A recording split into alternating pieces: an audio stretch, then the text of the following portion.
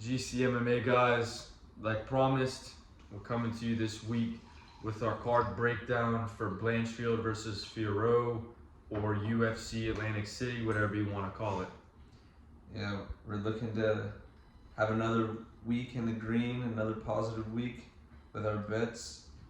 And guys, let's not take this weekend for granted, because this is without a doubt the best card. Yeah. If you look at the last 2 weeks and the one next weekend, like, we gotta cherish this one, because this is definitely better than Tuivas's card, definitely better than last weekend's, and it's definitely more stacked than Allen versus Curtis too. Yeah, still in the Apex, but I guess we just gotta. No, it's not in Apex. It's this Atlantic City. Oh shit. Oh yeah, this is definitely. Yeah, in New Jersey, it's got the crowd. They only bring Nate the Train out when there's a crowd now. Yeah, that wouldn't be right to leave him in the Apex. That would not be right. But let's see.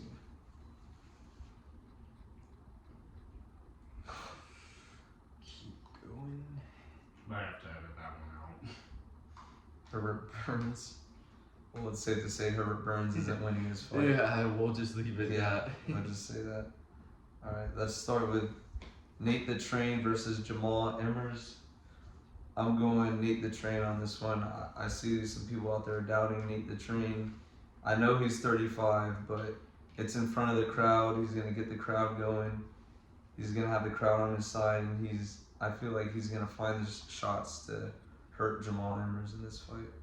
He's got that daddy strength now too. He just took the time off to have a kid. So, look, I'm not saying that Nate the Train's the lock of the week. He went rogue against Dan Ige, but I feel like Jamal Emmers is a much more winnable fight for Nate the Train. And this isn't to disrespect Jamal Emmers in any way. We're not trying to cap on him or anything. We just got to ride with our boy Nate the Train on this one. Yeah, we learned to always pick who you like, or else it can stab you in the back. As long as they're not fat. Yeah. As long as they're not in the overweight division. All right, who's next?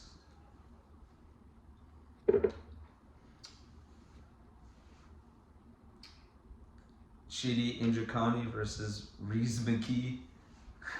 I mean, Reese McKee has never impressed me throughout his entire career of doing anything. I just don't see him beating Chidi Njoku.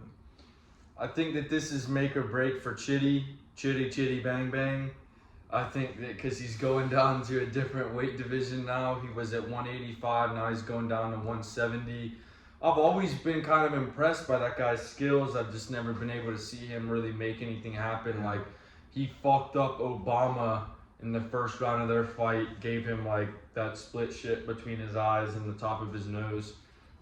He was fucking up McCall Jaychuk before he got finished. Like, this guy has potential and he's got a lot of tools. It's just, I feel like he's never really been able to put it together to where he's able to win the fight. But I think that going down, this is definitely a downgrade in quality of opponent in Reese McKee. And to be honest with you guys, I haven't even seen or heard or noticed Reese McKee on a fight card since he got fucked up by Hamzat Chimaev 4 years ago. So for that being said, I'm definitely going with Chidi.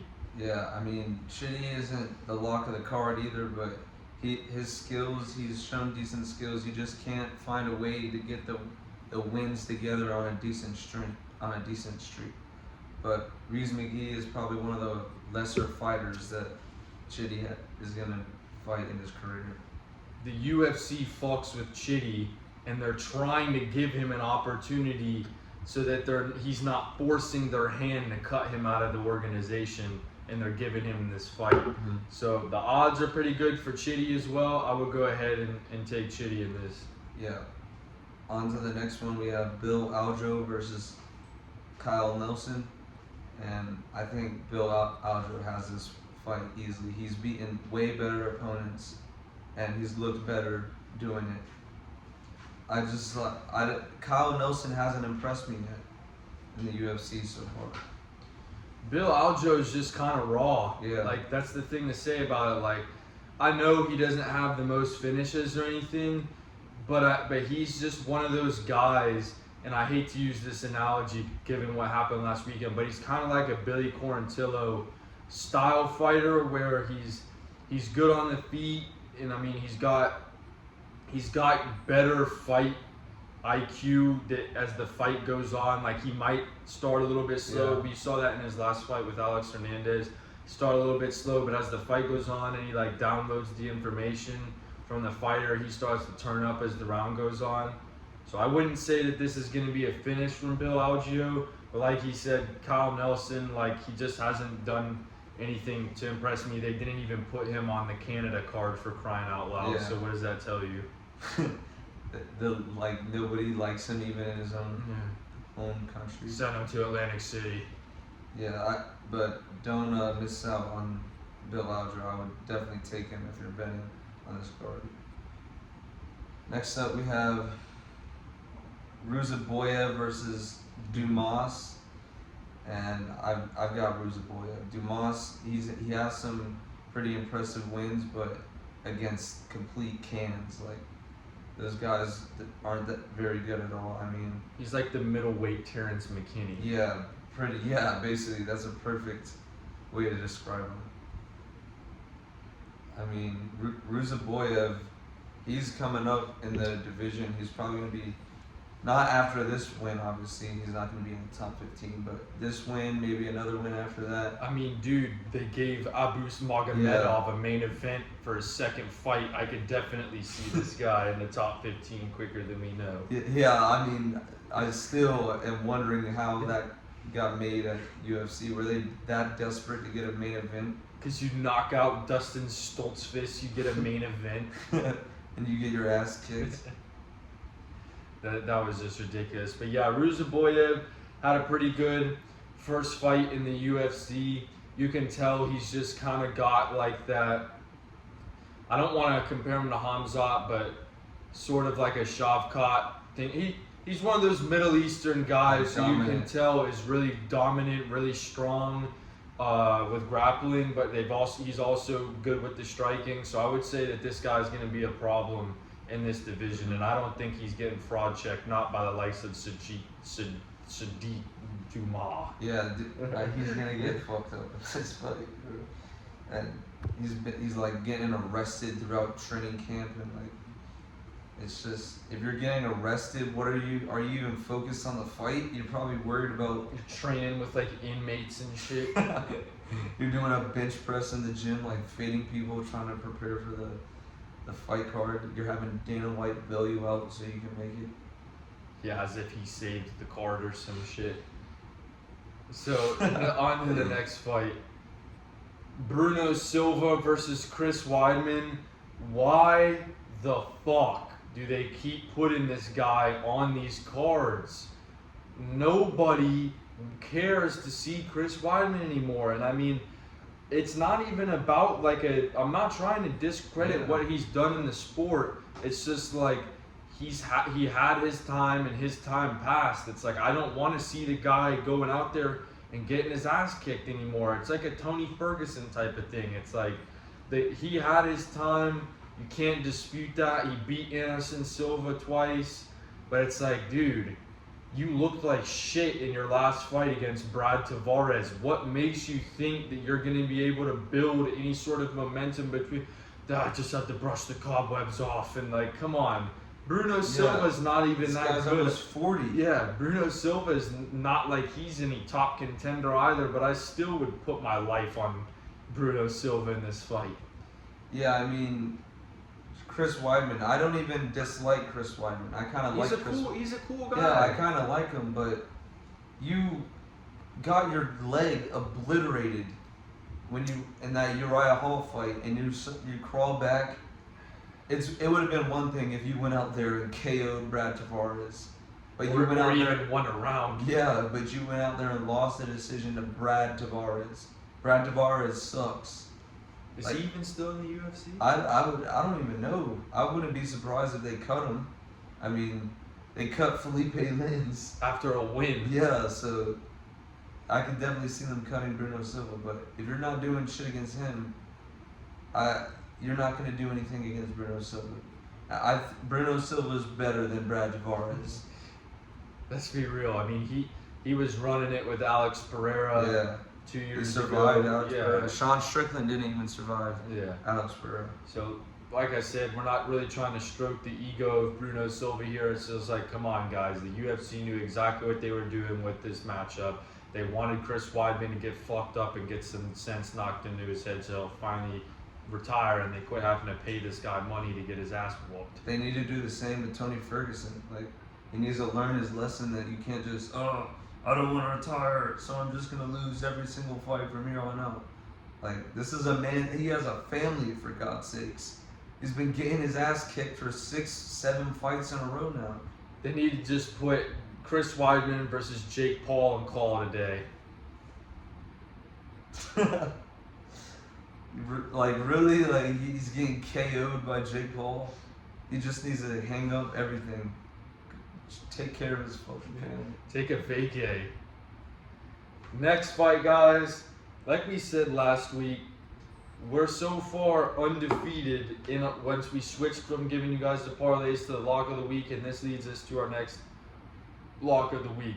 Vicente Luque, ladies and gentlemen.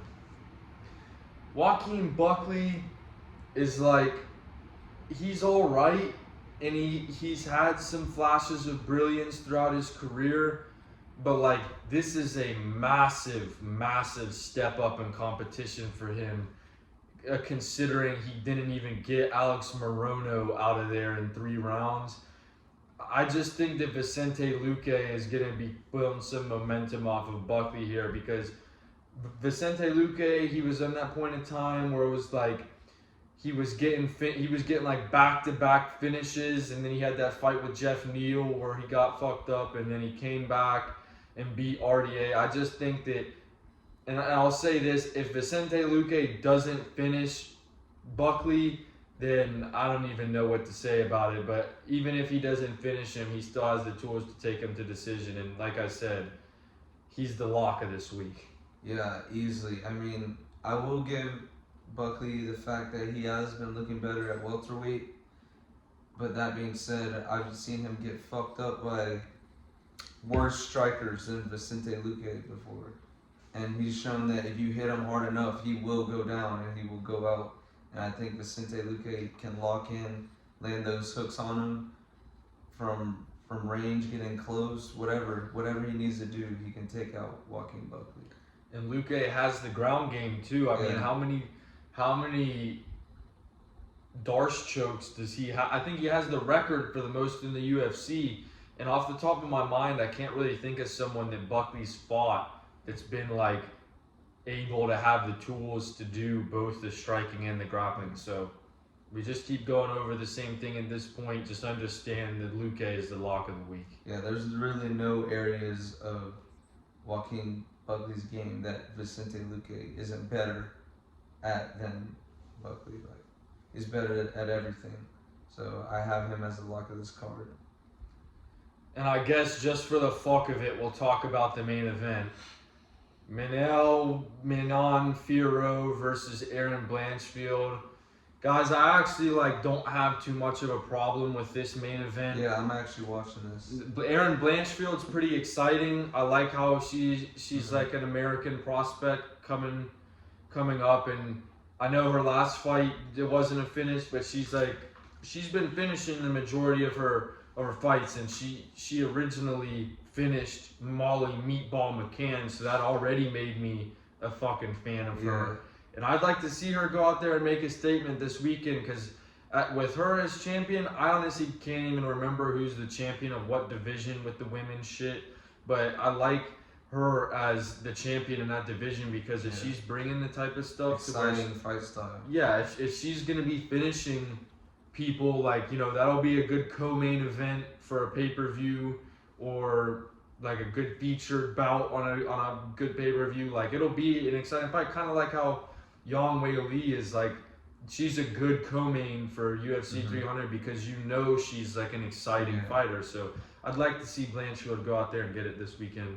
Yeah, I think she'll get that done and bring another exciting fight to the women's division or whatever, women's MMA, because there's not a lot of exciting fights out of that. But hopefully this weekend in front of the crowd they'll get riled up and they start swinging for the fucking fences in this one. Yeah, guys, so that's basically our card breakdown for this weekend. Don't go too big in on any of these things. You guys need to be putting some money in your back pocket and saving it for 3 weekends from now, because UFC 300 is where we're going all in. And we're gonna try our best to record a bunch of content, like a video for every day that week covering this stuff, because I wouldn't really say this is the card of the century, like Dana White is saying. Like, this is a damn good card, I'll say that. But it's definitely the best card name-wise we've had in a while. So don't go too big. Just sprinkle on some of these fights this weekend that you feel good about. Obviously, take the lock of the weekend, but try your best to save some money and put it aside for UFC 300. Start putting money aside from your paycheck every week, because at UFC 300, we're going to retire you and your family and everybody, you know, if you tail our parlay. Like, it's hitting, we're going to win big, and you're going to be thinking GCMMA when you have a shit ton of money in your back pocket. Your grandma's going to be thinking GCMMA.